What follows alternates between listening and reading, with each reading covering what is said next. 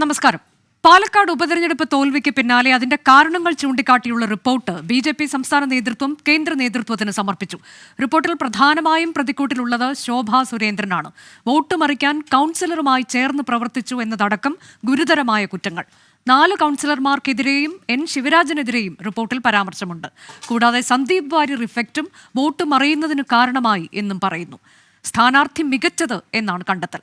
സ്ഥാനാർത്ഥിക്കെതിരെയും നേതൃത്വത്തിനെതിരെയും പാർട്ടിക്കുള്ളിൽ നിന്ന് തന്നെ വിമർശനങ്ങൾ ഉയർന്നിട്ടും റിപ്പോർട്ടിലെ വിമർശനമുന പ്രധാനമായും ശോഭാ സുരേന്ദ്രനെതിരെ തിരിച്ചുവെച്ചതിന് പിന്നിൽ എന്താണ്? ശോഭ കെടുത്തിയ വിജയമോ? ന്യൂസ് ഈവനിംഗ് ആരംഭിക്കുന്നു. സ്വാഗതം പ്രേക്ഷകർക്ക്.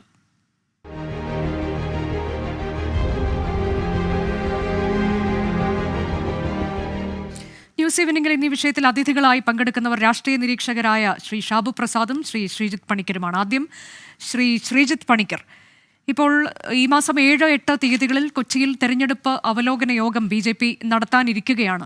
ആ ഘട്ടത്തിലാണ് ഇങ്ങനെ ഒരു റിപ്പോർട്ട് സംസ്ഥാന നേതൃത്വം ദേശീയ നേതൃത്വത്തിന് സമർപ്പിക്കുന്നത്. അതിൽ ഏറ്റവും പ്രധാനമായി ശോഭാ സുരേന്ദ്രനെതിരെ പരാമർശമുണ്ട്, 4 കൗൺസിലർമാർക്കെതിരെ പരാമർശമുണ്ട്, ശിവരാജനെതിരെ പരാമർശമുണ്ട്, സന്ദീപ് വാര്യർ ഇഫക്റ്റ് ചൂണ്ടിക്കാണിക്കുകയാണ്. അപ്പോൾ ഇതിൽ നമുക്കറിയാം, ഈ തെരഞ്ഞെടുപ്പ് ഫലം വന്നതിന് തൊട്ട് പിന്നാലെ പാർട്ടിക്കുള്ളിൽ നിന്ന് ഏത് തരത്തിലൊക്കെയാണ് പ്രതികരണങ്ങൾ വന്നത്. അത് പാലക്കാട്ട് നിന്നുള്ള പ്രതികരണം മാത്രമായിരുന്നില്ല, പല ഇടങ്ങളിൽ നിന്നും പ്രമുഖരുടേതടക്കം പ്രതികരണങ്ങൾ വന്നു. ഫേസ്ബുക്കിലുള്ള പ്രതികരണങ്ങൾ ഒക്കെ നമ്മൾ കണ്ടതാണ്. ഇപ്പോഴിതാ ഈ റിപ്പോർട്ടിൽ പറഞ്ഞിരിക്കുന്നത് ശോഭാ സുരേന്ദ്രൻ അവിടെ ഒരു നെഗറ്റീവ് ഫാക്ടറായി പ്രവർത്തിച്ചിട്ടുണ്ട്. വോട്ട് മറിക്കുന്നതിലടക്കം ശോഭാ സുരേന്ദ്രൻ അവിടെ പ്രവർത്തിച്ചു, അത് കൗൺസിലറുമായി ചേർന്ന് പ്രവർത്തിച്ചു, അതിൻ്റെ ചില തെളിവുകളൊക്കെ കിട്ടിയിട്ടുണ്ട് എന്ന് പറയുന്നു. നമുക്കതിൻ്റെ ആധികാരിക വശം അറിയില്ല. കൂടാതെ ശിവരാജൻ്റെ കാര്യം പറയുന്നു, സന്ദീപ് വാര്യർ ഇഫക്റ്റ് ഉണ്ട്, മറ്റ് പേരെടുത്ത് പറഞ്ഞുകൊണ്ടുള്ള 4 കൗൺസിലർമാരുടെ കാര്യങ്ങൾ, ഇതെല്ലാം പറയുമ്പോൾ ഇത് നമ്മൾ ഇതിനു മുൻപ് വിചാരിച്ച തരത്തിലേക്കൊന്നും കാര്യങ്ങൾ പോകുന്നില്ല എന്നതാണ് ഇതിൽ ഈ പ്രതിക്കൂട്ടിൽ നിൽക്കുന്നത്. ഇത്ര വലിയ തിരിച്ചടി ഉണ്ടായിട്ടും പ്രതിക്കൂട്ടിൽ നിൽക്കുന്നത് ഈ ആളുകളൊക്കെ തന്നെയാണ്. ഇതെന്താണ് സൂചിപ്പിക്കുന്നത്? ശ്രീജിത്ത് പണിക്കർ. അനുജ, ഇപ്പോൾ പുറത്തു വന്നിരിക്കുന്ന ഈ വാർത്തകളൊക്കെ തന്നെ സത്യമാണ് എങ്കിൽ അത് സൂചിപ്പിക്കുന്നത് ബി.ജെ.പിയുടെ നേതൃത്വം തെരഞ്ഞെടുപ്പ് പരാജയവുമായി ബന്ധപ്പെട്ട് മാധ്യമങ്ങൾക്ക് മുൻപ് നൽകിയിരുന്ന അവരുടെ ഒരു പ്രസ്താവന അടിമുടി തെറ്റായിരുന്നു എന്നാണ്. കാരണം ആ സമയത്ത് ഇതേ ചോദ്യങ്ങളൊക്കെ തന്നെ ഉന്നയിക്കപ്പെട്ടതാണ്. പക്ഷെ അപ്പോൾ ശോഭാ സുരേന്ദ്രനുമായി ബി.ജെ.പിയുടെ നേതൃത്വത്തിന് യാതൊരു വിധത്തിലുള്ള പ്രശ്നവുമില്ല എന്ന് പറഞ്ഞതാണ് സംസ്ഥാന അധ്യക്ഷൻ ശ്രീ കെ സുരേന്ദ്രൻ ഉൾപ്പെടെ. അവിടെ മത്സരിച്ച സ്ഥാനാർത്ഥി ശ്രീ സി കൃഷ്ണകുമാർ ഉൾപ്പെടെ പറഞ്ഞത് അവർക്ക് ആകുമായിരുന്ന എല്ലാ ഘട്ടത്തിലും ഏതൊക്കെ രീതികളിൽ അവർക്ക് സഹകരിക്കാമോ ആ രീതികളിലെല്ലാം തന്നെ ശ്രീമതി ശോഭാ സുരേന്ദ്രൻ പാലക്കാട് പ്രചരണത്തിൽ പങ്കെടുത്തു എന്നാണ്. അവർക്ക് വ്യക്തിപരമായി ചില ബുദ്ധിമുട്ടുണ്ട്, കുടുംബത്തിൽ നിൽക്കേണ്ടതായിട്ടുള്ള ചില അത്യാവശ്യങ്ങളുണ്ടായിരുന്നു. പക്ഷെ അതിനിടയിൽ പോലും അവർ സ്ഥാനാർത്ഥിയുടെ വിജയത്തിനായിട്ട് അവിടെ പ്രവർത്തിച്ചതാണ് എന്ന് പറഞ്ഞു. ഇതേ ചോദ്യം തന്നെ ശ്രീമതി ശോഭാ സുരേന്ദ്രന്റെ നേരെ വന്നപ്പോൾ അവരും ഇതിനെപ്പറ്റിയാണ് സമാനമായ രീതിയിൽ തന്നെയാണ് പ്രതികരിച്ചത്.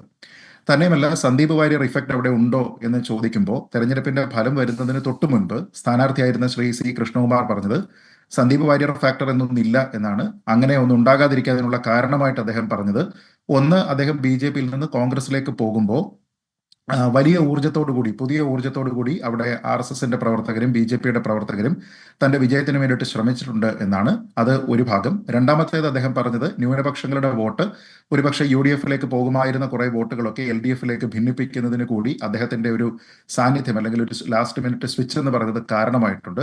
അതുകൊണ്ട് തന്നെ സന്ദീപ് വാര്യർ ബി.ജെ.പി. വിടുന്നത് തങ്ങൾക്ക് ഗുണപരമായിട്ട് മാത്രമേ വരികയുള്ളൂ, കണ്ണിലെ കരട് പോയതുപോലെ തന്നെ ഞങ്ങൾ കരുതുന്നുള്ളൂ എന്നാണ് പറഞ്ഞത്.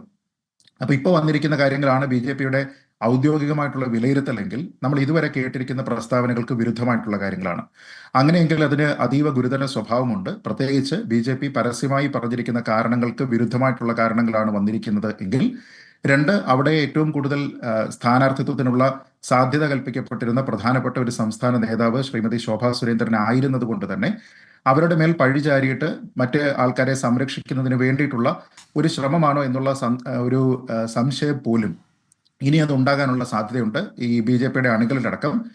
കാരണം ശ്രീ സി കൃഷ്ണകുമാർ അവിടെ യുക്തനായിട്ടുള്ള ഒരു സ്ഥാനാർത്ഥി ആയിരുന്നില്ല എന്ന് അദ്ദേഹത്തിന്റെ തന്നെ പ്രസ്താവനയിൽ പരോക്ഷമായിട്ട് അത് വന്നിട്ടുണ്ട്. കാരണം 2016 മുതൽ ഈ കഴിഞ്ഞ തെരഞ്ഞെടുപ്പ് വരെ, ഈ ഉപതെരഞ്ഞെടുപ്പ് വരെയുള്ള എല്ലാ തെരഞ്ഞെടുപ്പുകളിലും 2021 ശ്രീ ഇ ശ്രീധരൻ മത്സരിക്കുന്ന ഒരൊറ്റ തെരഞ്ഞെടുപ്പിനെ മാറ്റി നിർത്തിയാൽ ബി.ജെ.പിയുടെ ബേസ് വോട്ട് ഏതാണ്ട് 40,000 ആണ് എന്നും അതെങ്ങും പോയിട്ടില്ല എന്നുമാണ് അവർ പറയുന്നത്.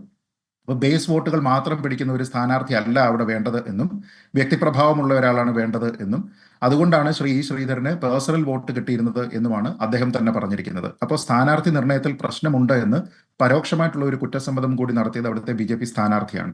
എന്നിട്ടും അതിനു വിരുദ്ധമായിട്ട് അദ്ദേഹം തന്നെയാണ് അവിടെ ഉണ്ടായിരുന്നതിൽ ഏറ്റവും നല്ല കാൻഡിഡേറ്റ് എന്ന രീതിയിലത്തേക്ക് ഇവർ തീരുമാനിച്ചിട്ടുണ്ട് എങ്കിൽ അത് വിരൽ ചൂണ്ടുന്നത് ഒരുപക്ഷെ എടുത്തിരുന്ന ഒരു പാളിപ്പോയ തെറ്റായിട്ടുള്ള ഒരു തീരുമാനം അതിനെ ഡിഫെൻഡ് ചെയ്യാനായിട്ട് അവർ ശ്രമിക്കുന്നു എന്ന രീതിയിലത്തേക്കാണ്. എന്തായാലും അടുത്ത ദിവസങ്ങളിൽ ഇതുമായി ബന്ധപ്പെട്ട കൂടുതൽ വിവരങ്ങൾ പുറത്തു വരാനുള്ള സാധ്യതയുണ്ട്. അങ്ങനെയെങ്കിൽ ഈ പറയുന്ന എല്ലാ നേതാക്കന്മാരുടെയും പരസ്യ പ്രതികരണങ്ങളും ഒരുപക്ഷെ ഉണ്ടായേക്കാം. കാരണം ഇങ്ങനെ ഏതെങ്കിലും ഒരു നേതാവ് ഒരു പാർട്ടിയുടെ പരാജയത്തിന് വേണ്ടി പ്രവർത്തിച്ചുവെന്നോ കൗൺസിലർമാരുമായിട്ടൊക്കെ ചേർന്നിട്ട് പാർട്ടിക്ക് എതിരെ പ്രവർത്തിച്ചു എന്ന രീതിയിലത്തേക്കൊക്കെയുള്ള പരാമർശം കേന്ദ്രത്തിന് നൽകുന്ന ഒരു റിപ്പോർട്ടിൽ ഉണ്ടാവുകയാണ് എങ്കിൽ നിശ്ചയമായും അതിൽ അടിയന്തരമായിട്ട് ഗുരുതരമായിട്ടുള്ള അച്ചടക്ക ലംഘനം കണ്ടുകൊണ്ട് നടപടികൾ എടുക്കാനായിട്ട് BJP നിർബന്ധിതമാകും. അതല്ലാതെ ഇവരെ പാസിഫൈ ചെയ്തുകൊണ്ട് പോവുക എന്നത് പിന്നീട് സംഭവ്യമായിട്ടുള്ള ഒരു കാര്യമല്ല. പ്രത്യേകിച്ച് പാർട്ടിക്ക് അവരുടെ ഒരു A ക്ലാസ് മണ്ഡലം എന്ന് കരുതുന്ന സ്ഥലത്ത് പോലും അവർക്കെതിരെ ആഭ്യന്തരമായിട്ടുള്ള പ്രശ്നങ്ങളാണ് കൂടുതലായിട്ട് ഉണ്ടാവുക എങ്കിൽ. അപ്പൊ അങ്ങനെയാണെങ്കിൽ കൂടുതൽ കർശനമായിട്ടുള്ള നടപടികൾ, അച്ചടക്ക നടപടികൾ BJPയിൽ നിന്ന് ഉണ്ടാകേണ്ടതാണ്. എന്തായാലും എനിക്ക് തോന്നുന്നു വരുന്ന വീക്കെൻഡിൽ നടക്കുന്ന BJPയുടെ ചർച്ചകൾക്ക് ശേഷം ഒരുപക്ഷെ ഇതുമായി ബന്ധപ്പെട്ട കൂടുതൽ വിവരങ്ങൾ പുറത്തു വരാനുള്ള സാധ്യതയുണ്ട്. പക്ഷേ വീണ്ടും ഈ പാർട്ടിയിലുള്ള നമ്മൾ ഈ പല പല ഫാക്ഷൻസ് ഈ BJPയിൽ ഉണ്ട് എന്ന് പണ്ട് മുതൽ തന്നെ പറയുന്നതാണ്. ഒരുപക്ഷെ അങ്ങനെയുള്ള ഒരു പരസ്യമായിട്ടുള്ള ഒരു പഴിചാരലിലേക്കൊക്കെ തന്നെ പോകാനുള്ള സാധ്യതയും തള്ളിക്കളയാൻ കഴിയില്ല. എന്തായാലും പാർട്ടി അവരുടെ പരാജയത്തിന്റെ ചില കാരണങ്ങൾ, ഇപ്പൊ ഉദാഹരണത്തിന് സന്ദീപ് വാര്യർ ഇഫക്റ്റ് എന്ന് പറയുന്നതൊക്കെ തന്നെ ഇതിൽ അംഗീകരിച്ചിട്ടുണ്ട് എങ്കിൽ അത് ശരിയായിട്ടുള്ള, അതായത് വീഴ്ചയുടെ ഒരു ഭാഗം അംഗീകരിച്ചുകൊണ്ട് അതിൽ നിന്ന് തെറ്റിതിരുത്തി മുന്നോട്ട് പോകുന്നതാണ് എങ്കിൽ അവർക്ക് നല്ലത്. അതല്ലാതെ ആരുടെയെങ്കിലും മേൽ ഇത്തരത്തിലുള്ള തെറ്റുകളൊക്കെ തന്നെ ചുമത്തിക്കൊണ്ട് പഴിചാരിക്കൊണ്ട് രക്ഷപ്പെടാനാണ് ശ്രമമെങ്കിൽ അത് നല്ലതല്ല. പ്രത്യേകിച്ച് ശോഭാ സുരേന്ദ്രനും ഏതാനും കൗൺസിലർമാരും കൂടി തീരുമാനിച്ചാൽ BJPക്ക് നഗരമേഖലയിൽ വലിയ രീതിയിലത്തേക്കുള്ള തിരിച്ചടി നൽകാനായിട്ട് സാധിക്കും എന്നാണ് പറയുന്നത് എങ്കിൽ കൃഷ്ണകുമാറിനേക്കാൾ കൂടുതൽ അവിടെ സ്വാധീന ശക്തി ഉള്ളത് ശോഭാ സുരേന്ദ്രനാണ് എന്ന് അവർ തന്നെ നമ്മളോട് പറയുകയാണ്. അങ്ങനെയെങ്കിൽ അവിടെ സ്ഥാനാർത്ഥിയാകാൻ കൂടുതൽ യോഗ്യത ഉണ്ടായിരുന്നത് ശോഭാ സുരേന്ദ്രനാണ് എന്ന് വേണം അതിനെ വരികൾക്കിടയിൽ കൂടി വായിക്കാൻ.